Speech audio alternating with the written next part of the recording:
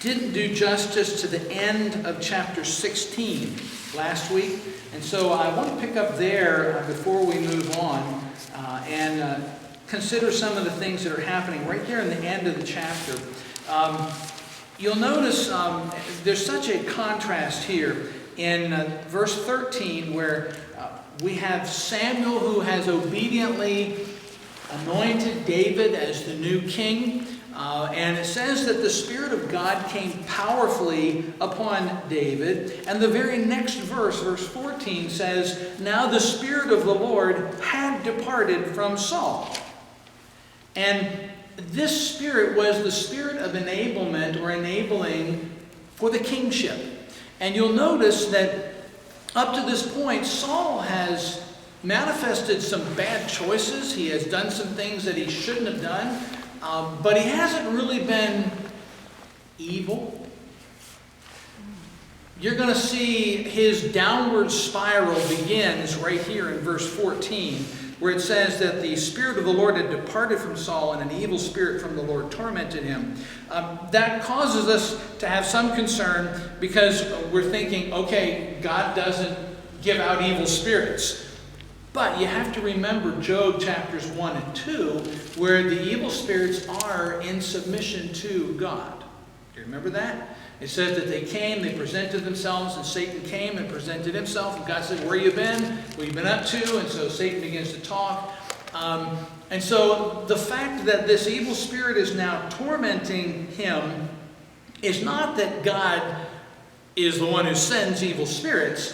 It is rather that by the permission of God, these spirits began to trouble him. Do you remember over in Corinthians, I think it's 1 Corinthians 5, where it talks about the brother who was sleeping with his father's wife. And it says there, Paul says, you need to cast him out. And he says something about that the devil may, that he may be handed over to Satan to be, I don't know, to be taught something. And it's this kind of an idea. We don't want evil spirits to bother people.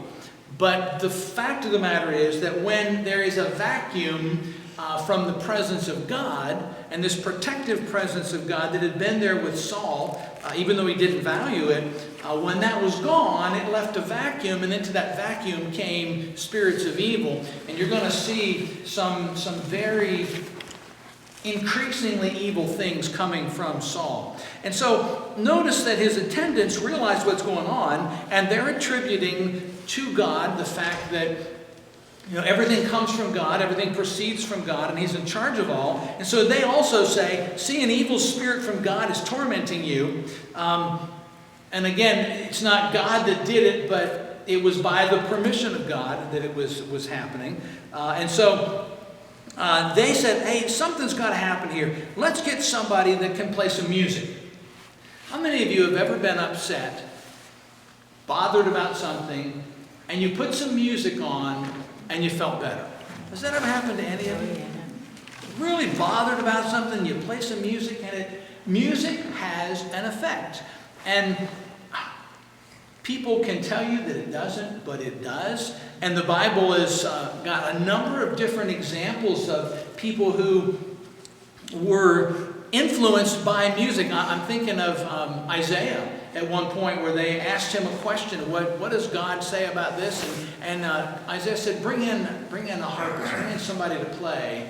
And while they played, the Spirit of God came on him, and he was able to get a word from the Lord. And so this also says something to us, though, about Saul. Saul apparently had the kind of a temperament that was easily influenced by music and by outside forces.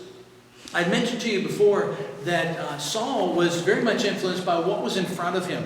What was right in front of his face is what influenced Saul. And if it was the problems of the kingship or the enemy that was right on his doorstep, right in front of him, that's what he looked at, and that's what caused his emotions and motivated his emotions. We see some things where he's susceptible to the power of music.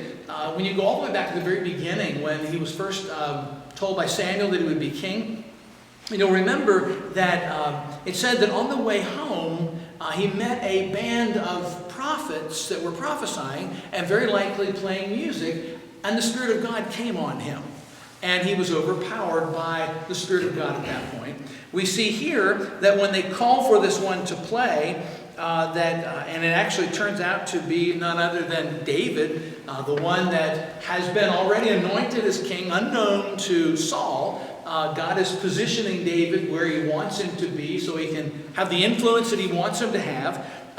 And so we see here that he's influenced. And later, I believe it's over in chapter 21, when Saul is this paranoid maniac who's out to get David and kill him because he thinks David's trying to kill him.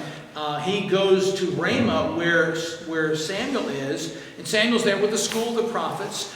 And as he gets close, the Spirit of God overpowers him, and he throws his garments off and he lays on the ground prophesying all night long. So he was susceptible to this kind of an influence. And so being susceptible to a godly influence quite often means you're susceptible to an evil spiritual influence also.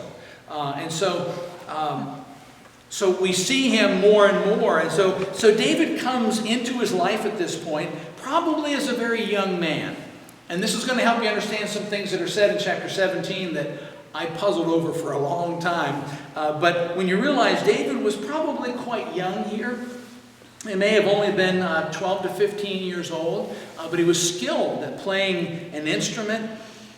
And so when he would play, then relief would come to Saul and Saul would feel better. And it's possible that this was an episode that occurred around maybe David's 15th year or so, and that once these bad depressive fits were gone, he didn't see the need for David to be there anymore, and he sent him back to his dad. So if we look at it that way, it'll help you understand what we see when we jump into the next chapter, which is now chapter 17, one of the most read and most favorite stories of the entire Bible.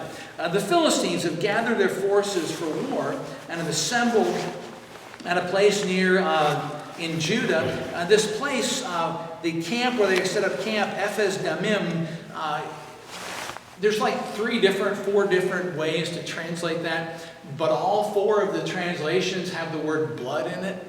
And the idea is that this place was right on the border between Philistine territory and Israelite territory, and there were a lot of skirmishes there, and a lot of blood had been shed. And so it was called, one of the translations said it was the border of blood. One of them, I think, said the city of blood or something. But blood was in all of those translations, indicating there had been a number of skirmishes going on at that point in time. So what you've got is, to get the layout, there were two hills, and they were some distance from each other. Probably not huge hills, but they were significant enough to provide a defensible position. And so the army of Israel was on one, and then there was some rocks and probably some fields of maybe grain and some other things. And then there was a stream that ran right through the middle. And then there was a rocky ascent, and then you have the other section over here with the other ridge where the Philistines were. And the idea behind them, and they had set up their wagons that they brought their supplies in, and you'll see David goes to one of those sections when he first arrives there. But so I just want you to get the kind of the picture of what it's looking like here. There's a lot of rocks, but they're up on this section so that if the Philistines attack, they've got to attack from below, which is an easier to defend position. The Philistines are on a position over here where if the Israelites attack them, they've got to do it from below. So they're defending the higher ground. And so out of this camp, there is a guy named Goliath. Now, Goliath is a giant. It says that his height is 6 cubits in a span. And generally, what I've heard most preachers say is that he's 9.5 feet tall. It all depends on your definition of the word cubit.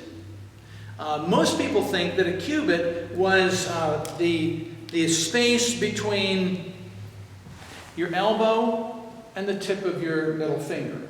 that's a cubit. A span is about as far as from here to here, or close to half of that amount. But again, those dimensions differ. Some people say that the cubit was 18 inches. Some say it was 20 and a half inches. Some say it was 21 inches. And so Goliath's height, depending on how you define cubit, was anywhere from the low end, I read 9 feet 2 inches tall, to as high as maybe 11 feet tall.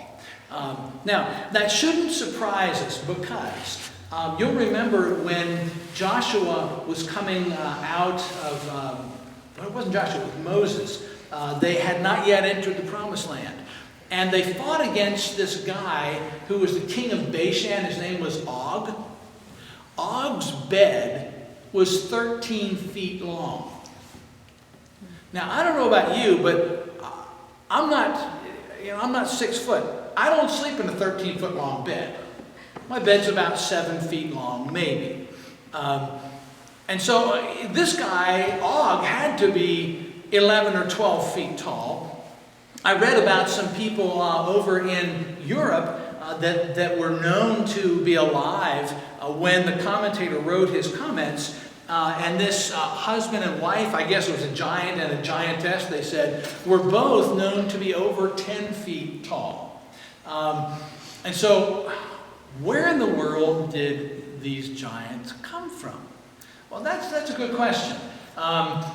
And the only answer that I have for that, well, I guess there's two possible answers. Number one is it's possible that it was just some kind of a genetic oops, and people that were taller than the other people fell in love with people that were taller than other people, and so they had taller than other people kids.